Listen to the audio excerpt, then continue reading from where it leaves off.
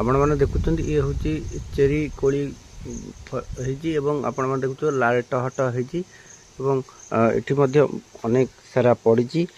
ये हूँ कटक जिला महांगा उष्मा ग्रामर माड़िका वर्णित गोबरी नदी कूल श्री श्री श्री अनंत शंभु आश्रम परिसर रे एठी चेरी कोली गछ लगाई बहुत सारा चेरी कोली पड़ी। आपण मध्य देखुंट अनेक मध्य चेरी कोली गछरे झुलुची एवं देखिपे गछर चेरी कोली गछ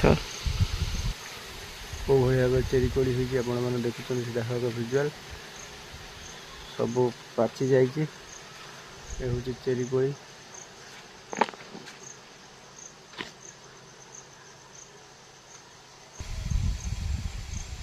को भाई लाल टहट भरी चेरी कोली दृश्य हूँ आपने देखुते भिजुआल मध्यम पूरा अति सुंदर है एटी अनेक चढ़ई मैंने आसिक आहार कर कोली की।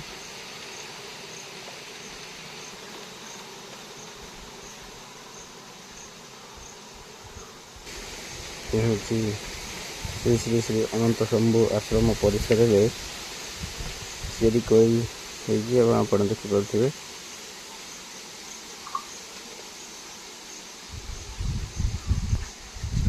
चेरी कोली गछ देख भावे चेरी कोली।